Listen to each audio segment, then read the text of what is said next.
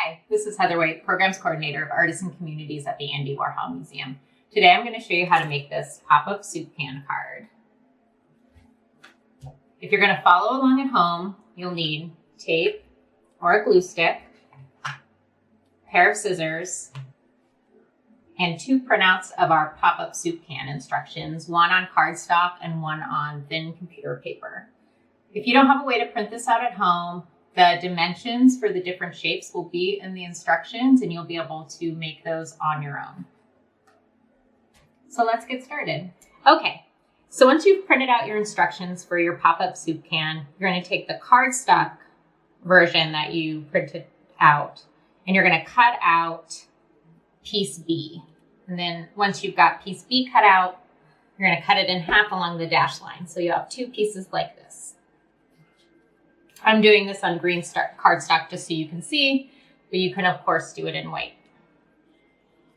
So you're going to fold these 2 strips on the dotted lines, and it doesn't matter if those are on the inside or the outside because you're not going to see this anyway. It's actually going to be inside of your soup can.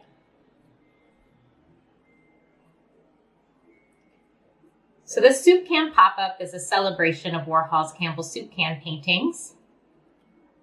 But it's also a celebration of a book that Warhol published in the late 1960s called Index. And Index was kind of a hip artist book, like a coffee table book you would give as a gift. It featured several pop-ups. One was a Hunt's tomato paste can. It also featured a flexi disc with Lou Reed's picture on it. It had a holographic cover. It had a latex balloon inside. So it's an experimental book, and Warhol really got the idea of putting the pop-ups in because when he visited Random House, who published the book, they were just first starting to produce children's pop-ups. Warhol was really intrigued by those and sort of requested them in his book. So as you can see, I'm kind of making 2 3D rectangles. They have like an overlap. You're just kind of make them square on the corners so they sit flat on your card. So once you have these 2 rectangles, you're going to tape them together. And this pattern is pretty forgiving if you don't do it perfectly. Like if they're a little bit different in height, it shouldn't make that much difference. So once you have them taped in the middle,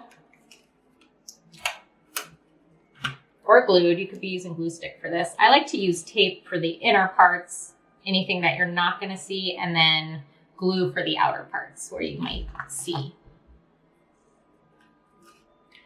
So I'm just folding another piece of cardstock. This could be any paper. This could actually be part of a book that you're making. You're making an artist book with a pop-up in it. And you're going to take your rectangles and you're going to kind of put them just in the center.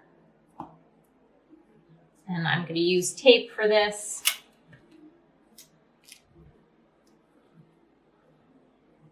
And this part's a little tricky.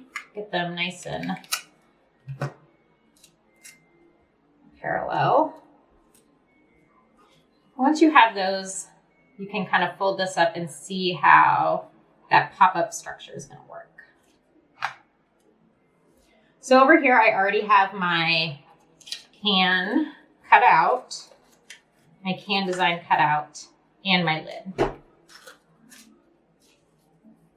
I recommend decorating your can before you cut it out, just because then you can go out of the lines and it's not really going to matter. So the lid can be this thinner paper or the thicker paper. I'm just doing the thinner paper because this is my white one. And this is one I previously glued. See a little bit of glue on there. But I'm going to glue the side with the dashes on it just because I don't really want to see those dashes. I'm going to try to hit that right in the center. You can see that kind of folds up and folds back down. And then I'm going to take my soup can label basically, and I'm going to wrap it around here. And I've given you about, maybe a little less than 1/2 inch overlap for you to be able to glue it in the back. You're going to put glue up and down these sides of your rectangular structure. And this is the time to put lots of glue. And this purple glue dries clear, so it's kind of nice because you can see how much glue you put down. And then kind of glue those sides on, and then wrap it around the back, and then glue up the back. Now, if you can wait for this glue to dry before you close the card for the first time, that's going to be better. But for the sake of our demonstration, we're going to kind of show you right away.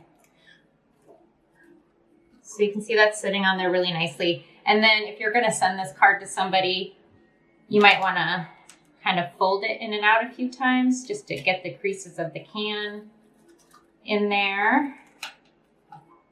Kind of create memory in the paper. So there you go. There's your pop-up soup can. You can make this whatever you want. I made this one basil soup because I have a nephew named Basil, and it has a little basil leaf on there.